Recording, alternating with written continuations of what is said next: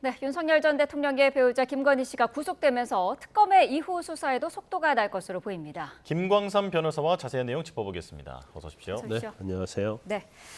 자, 김건희 씨, 오늘 오전 중에 정식 입소 절차를 밟는다고 하는데 어떻게 진행이 되나요? 일단 이제 피의자로 이제 구인하는 장소에서 대기를 했었거든요. 네. 근데 어제 11시 53분에 영장이 발부됐잖아요. 그럼 이 영장 자체가 구치소에 전달이 됩니다. 네. 그러면 구치소는 그 영장을 가지고 아마 오늘 한 9시부터 시작할 거예요. 그래서 일단 뭐 인적 사항에만 더 확인될 수 있는 거고요. 네. 그러면 일단 이제 정식으로 입소 절차를 밟기 때문에 이제 수용 번호가 또 부여가 되고 그다음에 정밀 신체 검사를 합니다. 뭐 키, 몸무게 이런 걸 다 재고요.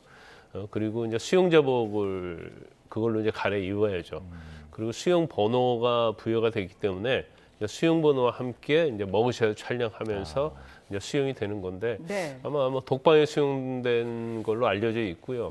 독방의 크기는 한 2평에서 한 3평 정도가 되죠. 그리고 방 안에는 이제 접이식 밥상 같은 게 있고 이제 네. 침대는 없습니다. 그리고 TV가 있을 것이고 관물대, 그다음에 변기 이제 이런 것들이 갖춰져 있는데 상당히 좁은 장소죠. 네. 자, 구속 기간이 최대 20일인데 이 기간 안에 특검은 기소 여부를 결정해야 하는 거죠. 네, 뭐 기소는 뭐 당연한 거고요. 그런데 기소 20일 동안에 영장 원칙적으로 구속영장에 대해서 기소가 됐으면 구치소에 데려올 때 영장 범위 내에서 대부분 조사를 하죠. 그런데 이제 추가적으로 뭐 김건희 여사가 또 다른 부분에 대해서 조사를 하면 이제 거기에 아마 응할 겁니다. 그래서 일단 20일 이내에 일단 김건희 특검이 상당히 많은 수사를 했고 또 증거를 확보했지 않습니까? 그래서 그걸 토대로 해서 조사를 할 것이고 또 영장범죄 사실 이외의 범죄 혐의에 대해서도 추가적으로 조사를 할 것으로 보입니다. 예. 네. 애초에 서울구치소로 이제 얘기가 됐었는데 이곳에 지금 윤 전 대통령이 수감돼 있기 때문에 서울 남부구치소로 변경이 됐어요.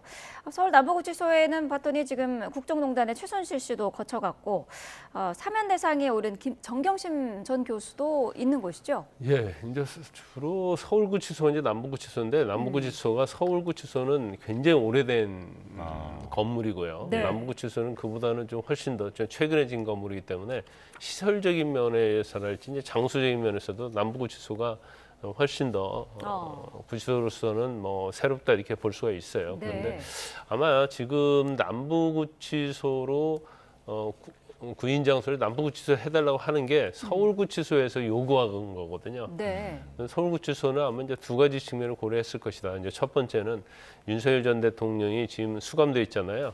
그러니까 같이 부부가 수감돼 있는데 이게 굉장히 부담스럽고 또 관리하기도 힘들 것이다. 이렇게 아마 생각을 했던 것 같고 네. 이제 또 하나는 서울구치소가 굉장히 과밀합니다. 그래서 또 여자 수용동 같은 경우에는 특히 그렇게 여분이 많지 않아요. 그러다 보니까 그래도 남부구치소 낫다고 생각해서 남부구치소에서 구인 장소를 하고 또 네. 구인이 되면 또 그 구치소에서 사실은 영장 발부되면 입소 절차를 거치는 거기 때문에 남부구치소에서 수감이 되는 게 맞다 이렇게 이제 판단한 걸로 보입니다. 네. 예. 자, 그렇다면 이제 영부인으로서의 경호는 완전히 끝난 겁니까? 그렇죠. 일단 전담 자체는 이제 일단 경호 자체는 이제 교도소라는 특수구에 들어가 있잖아요. 네. 그렇기 때문에 전담 교도관들이 이제 관리를 하게 되고 경호를 하게 되는 거죠. 그래서 예. 일단 뭐 앞으로 특검에 조사받을 때도 교도소에 이제 호송차를 타고 아마 출두를 하게 될 겁니다. 변호인 접견 뭐 횟수라든지 시간에는 제한이 없습니까? 지금 구속돼 있잖아요. 네. 그래서 일반적으로는 뭐 특검에 소환 조사 받으러 나가는 경우가 아니라고 한다면 변호인들이 얼마든지 접견할 수 있고요. 네. 뭐 횟수도 이렇게 그렇지만 횟수를 한다고 해서 뭐 하루에 몇 번 하고 그렇게는 뭐 물리적으로 좀 힘든 거라고 볼 수 있고 네. 일과 시간 내에 이제 변호인 접견을 할 수 있는 거죠. 아주 특별한 경우가 아닌 이상은. 네. 자, 이제 구속을 가른 그 요건이 뭐였는지도 좀 분석을 해보겠습니다. 지금 특검의 히든 카드로 거론되고 있는 게 특검팀이 실물을 확보한 이른바 나토 순방 목걸이입니다. 자, 그런데 이게 원래 구속영장에 적시된 내용은 아니었잖아요. 그럼에도 영향을 줬을까요? 일단 이제 범죄 혐의 자체는 도이치모터스 주가 조작이고요. 공천 개입, 그다음에 건진법사로부터 이제 샤넬 뭐 목걸이 받은 거 관련된 알선수재였거든요. 그래서 어제 영장 전담 판사가 밝혔듯이 이제 사안은 굉장히 중대하다는 거죠. 네. 그러면서 증거인멸 우려가 있다고 해서 영장을 발부를 했어요. 그래서 어제 가장 관건은 과연 혐의가 인정되느냐 여부. 예. 그다음에 두 번째는 혐의가 인정되는 걸 전제로 해서 도주나 증거인멸 우려가 있느냐 여부였는데 뭐 도주 염려는 없겠죠. 그러면 결과적으로 증거인멸 염려가 있는 것이 이게 사실은 영장 발부에 있어서 가장 중요한 부분이었다 이렇게 볼 수가 있습니다. 예. 네. 그런데 어제 사실 영장 심사가 어제 10시 정도에서 시작이 됐잖아요. 10시 10분에 시작이 됐는데 그 와중에 특검에서 발표를 했죠. 그러면서 서희건설에서 나토 정상회담과 관련된 목걸이 자체를 자신들이 구입해줬다. 그래서 김건희 여사에게 줬고 김건희 여사가 이걸 문제가 되니까 자신들이 다시 돌려줬다. 네. 이 내용 형태로 이제 자수서를 특검에 제출했던 내용을 특검에서 어제 영장 심사 중에 발표를 해버렸어요. 예. 네. 근데 원칙적으로는 지금 구속영장 범죄 혐의 자체와는 별건입니다. 별개. 예. 이제 그렇지만 증거인멸 염려가 있느냐 없느냐 여부는 영장 범죄 사실에 있는 범죄 혐의만 가지고 판단하는 것이 원칙이긴 하지만 이제 종합적으로 전반적으로 이제 판단할 가능성이 크죠. 그래서 그런 내용을 특검에서 의견서에 넣고 또 모조품하고 또 진품을 같이 가져와서 제시했다는 거잖아요. 예. 그러면 그거 자체가 사실은 영장 범죄 사실과 별건이라 할지라도 영장 범죄 사실에 대해서는 김건희 여사가 다 부인하고 있거든요. 김건희 네. 씨가 부인하고 있기 때문에 이게 연장선상에 볼 수 있는 거예요. 이제 그렇기 때문에 저것이 히든 카드가 될 수 있다. 이건 뭐 명백한 것 같아요. 그래서 네. 아마 지금 범죄 혐의와 관련해서는 약간 다툴 여지 부분이 있는 게 있었거든요. 그러면 일반적으로는 피의자의 방어권 보장을 위해서 이제 영장을 기각하는 경우가 있고 또 윤 전 대통령이 구속돼 있잖아요. 네. 그러니까 남편 부부 관계이기 때문에 기각할 여지가 전혀 없지는 않았는데 지금 뭐 서희건설이 제시한 자수서, 정상회담에서 찾던 목걸이 이 부분과 관련해서는 이거 거짓말하고 있다는 것이 드러나 버리기 때문에 그러면 영장 범죄 사실과 관련된 부인한 부분도 이것도 다 거짓말한 게 아니냐. 이제 그런 뭐 어떻게 보면 생각을 영장 전담판사가 할 수 있는 거죠. 그래서 제가 볼 때는 그게 좀 상당히 영장 발부하는데 결정적인 어떤 영향을 줬다 이렇게 볼 수 있을 것 같습니다. 예. 네. 어제 판사가 김건희 씨에게 직접 질문한 게 이거 하나였다고 합니다. 반클리프 앤 아펠 목걸이를 받았느냐 이 얘기를 했더니 김 씨가 부인을 했어요. 받은 적 없다라고요. 끝까지 거짓말을 있다라고 판단을 했던 것 같아요. 판사는요. 판사가 핵심을 알고 있는 거죠. 네. 그러니까 어제 사실은 4시간 이상 영장 심사를 했잖아요. 그러면서 김건희 여사 측에서도 이제 PPT까지 다 프레젠테이션까지 다 했어요. 네. 그런데 대부분 영장 심사할 때 의문 나는 게 있으면 영장 판사가 피고인한테 몇 가지 물어보죠. 네. 근데 어제 물어본 것은 딱 하나였다는 거잖아요. 목걸이 받았느냐. 그러니까 김건희 여사가 누구로부터요? 이렇게 얘기를 했단 말이에요. 네. 이제 그러니까 판사 입장에서 보면 저거 거짓말이구나 이렇게 생각했을 가능성이 커요. 예. 네. 그래서 사실 이제 판사 입장에서 보면 모든 게 거짓말이다 이런 생각을 했겠죠. 그래서 네. 질문도 딱 한 가지만 한 거죠. 다른 혐의와 관련해서 만약에 의문점이 많이 있다고 하면 네. 이제 여러 가지 질문을 했을 거예요. 김건희 씨에게. 그런데 이제 결과적으로 딱 하나 물어봤다는 것은 일단 영장 전담 판사가 딱 생각하는 게 있었고 네. 그것은 뭐 증거인멸과 관련해서 김건희 씨가 거짓말을 하고 있다 이런 판단을 한 거죠. 예. 네. 근데 변호사님께서도 설명해 주신 것처럼 이 반클리프 목걸이 사건은 원칙적으로는 별건이긴 한데 그래도 결정적으로 작용했을 것 같다라고 말씀을 해 주셨습니다. 자, 그런데 이게 영장 혐의에는 적시되지 않았기 때문에 앞으로 김건희 씨 측이 구속적 부심이라든지 이런 법적 절차를 준비하는 데 있어서 문제 삼을 소지는 없습니까?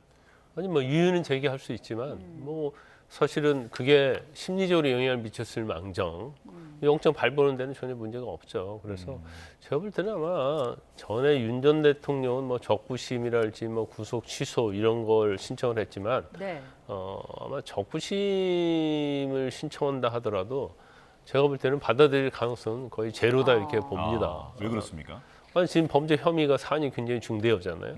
그리고 증거인멸 관련된 부분이 다 있고 구속 적부심은 사실은 구속이 잘못되었기 때문에 다시 한번 심사를 해달라고 하는 게 구속 적부심이거든요. 네. 근데 뭐 제가 볼 때는 뭐 잘못된 부분이 거의 없기 때문에 적부심을 다시 신청할지는 모르겠어요. 근데 네. 만약 신청한다면 그것은 이제 정치적인 어떠한 그런 제스처다 이렇게 볼 수가 있을 것 같습니다. 그렇지만 적부심 신청한다고 해서 석방될 가능성은 거의 없다 이렇게 보입니다. 네. 건강상의 이유를 들어서 보석을 신청할 가능성도 있을까요?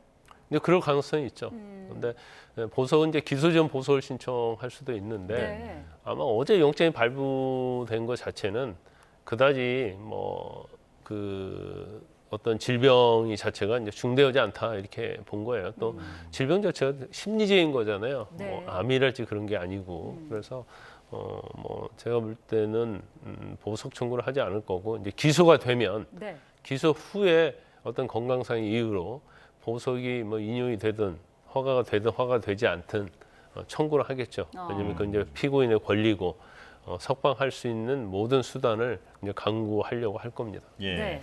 자, 그리고 오빠 장모 집에서 발견된 바쉐론 콘스탄틴 초고가 시계입니다. 이게 시계는 아니지만 상자와 정품 인증서가 발견이 된 건데 이 시계를 구매한 사람을 특정해서 특검이 조사까지 마친 상황입니다.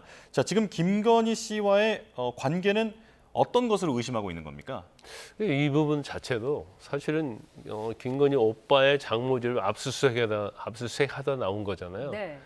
그러면 지금 이 시계를 구입해줬던 서모 씨 이야기는 김건희 씨로부터 돈을 받아서 자기가 VIP이기 때문에 그 명품 매장에 가서 시계를 싸게 이건 영부인이 살려고 하는 거니까 뭐 좀 깎아달라. 예. 그래가지고 5천만 원짜리를 3,500만 원을 샀다는 거 아니에요. 네. 그리고 전달했다는 건데 좀 말이 좀 틀려지는 것 같아요. 김건희 씨가 돈을 줘서 그것 가지고 샀다고 했다가 네. 돈을 다 받았냐 안 받았냐에 대해서는 좀 머뭇거리더라고요. 제대로 안 받았다 뭐 1,000만 원, 2천만 원 이제 그런 얘기를 하고 있는 걸 보면 처음에 얘기할 때는 아마 이게 잘못하면 이제 뇌물이랄지 여러 가지 문제가 될 수가 있으니까 네. 돈을 받아서 대신 구입해 준 거다 이렇게 말을 했다가 이제 말이 상당히 지금 애매하게 된 것 같아요. 네. 그러다 보면 대신 구입해 줬으면 이 시계 자체는 김건희 씨 집에 있어야 하고 김건희 씨가 가지고 있어야죠. 근데 왜 시계 박스, 포장 박스하고 그다음에 보증서가 왜 오빠의 장모 집에 있냐 이거죠. 그럼 이것도 역시 뭔가 인멸하려고 한 게 아니냐 이제 그런 의심을 할 수밖에 없어요. 그리고 예. 더군다나 이제 서모 씨 자체가 그냥 서모 씨가 아니고 이전에 윤석열 전 대통령 대선 과정에서 1,000만 원이라는 굉장히 많은 후원금을 냈단 말이에요. 그 당시 1,000만 원 정도 낸 후원금 낸 사람이 한 50명밖에 없었다고 합니다. 그런 다음에 또 로봇계를 또 납품을 했잖아요. 뭐 금액은 적지만 이건 대통령실에 납품했다는 것은 굉장히 상징성이 있는 거고 예. 향후 사업에 있어서 엄청난 이게 메리트로 작용할 수 있는 거기 때문에 제가 볼 때는 이것도 이제 사업과 연관성이 있는 게 아니냐. 그리고 시계도 결과적으로 뇌물로 받은 게 아니냐. 그건 당연히 뭐 특검에서 수사를 할 가능성이 높죠. 예. 네. 김건희 씨 집사로 불리는 김혜성 씨가 어제 입국과 동시에 체포돼서 특검의 조사를 받았습니다. 김혜성 씨는 자신은 최순실이 아니다라고 이야기를 하고 있고 김건희 씨와는 연을 끊은 지 오래됐다라고 언급을 하고 있거든요. 특검이 어떤 식으로 수사를 이어갈까요? 일단은요, 뭐 김혜성 씨가 사실은 뭐 집사로 알려졌다는 거잖아요. 그래서 이전에 이제 김건희 씨의 어머니하고 밀접한 관련이 있어요. 네. 그래서 사실 도이치모터스 주가 조작도 관여한 의혹을 받고 있고 코바나 콘텐츠의 어떤 후원과 관련된 부분이랄지 지금 더군다나 이제 집사 게이트와 관련된 그런 부분들. 근데 제일 중요한 건 그거죠. 일단 뭐 카카오 모빌리티 그리고 HS 효성 또 신한은행 이런 데로부터 184억이라는 투자금을 받았다는 거 아니에요. 근데 그 당시에 이 회사는 자본 잠시 상태였고 네. 또 그렇기 때문에 이 돈을 과연 이 자본 잠시 상태에 있는 회사에 어떻게 카카오랄지 그리고 효성 같은 대기업에서 투자를 할 이유가 없다는 거죠. 그러면 뭔가 대통령실 또는 김건희 씨의 압력을 받아가지고 아니면 청탁을 받아서 투자했을 가능성. 그런데 그 당시에 그 투자 전과 직후에 공정거래위원회로부터 카카오 모빌리티는 그 택시 플랫폼과 관련해서 카카오 티죠. 네. 그거 어느 한쪽으로 몰아줬다. 그래가지고 과징금 받은 사례가 있고요. 또 효성 같은 경우도 여러 가지 문제가 있어서 이제 경고를 공정거래위원회에서 받았거든요. 그래서 이 현안을 어떻게 보면 대통령이나 김건희 씨를 통해서 해결하려고 이걸 준 게 아니냐. 그러면 결과적으로 또 뇌물이 될 수 있는 거고. 예. 네. 근데 여기서 그치지 않고 184억을 받았어요. 받았는데 그 중에 한 46억을 어떻게 보면 다른 회사의 지분을 사는 형식으로 해서 그 돈이 그쪽으로 건너갔단 말이에요. 그럼 이 건너간 돈 자체가 결과적으로 따져보면 이 김건희 씨한테 간 게 아니냐. 네. 이런 이제 의혹에 대해서 이제 특검이 지금 수사를 하고 있는 것이고, 그래서 어제 김혜성 씨가 계속 해외에 있었는데 어제 귀국을 했기 때문에 이제 체포해서 이제 본격적으로 수사에 들어가는 거죠. 네. 예. 자, 어떤 불법적인 것이나 부정한 일에 연루되지 않았다. 공항에서 강하게 얘기를 했습니다. 하지만 지금 김건희 씨가 구속된 만큼 앞으로 특검과의 수사에서는 태도가 어떻게 변할까요? 제가 볼 때는 아마 여러 가지 증거를 들이댈 거예요. 그리고 카카오랄지 아니면 이제 그 관련된 회사들, 투자했던 회사들이 사실대로 얘기할 가능성이 크다. 그러면 저것도 제가 볼 때 이제 김혜성 씨 얘기나 이제 김건희 씨가 말하는 다른 내용의 어떤 범죄 혐의가 나올 가능성은 굉장히 높다 이렇게 봐요. 근데 객관적으로 보면 그러는 거죠. 왜냐하면 자본 잠식 회사에 어떻게 184억이라는 돈이 투자가 될 수 있겠습니까?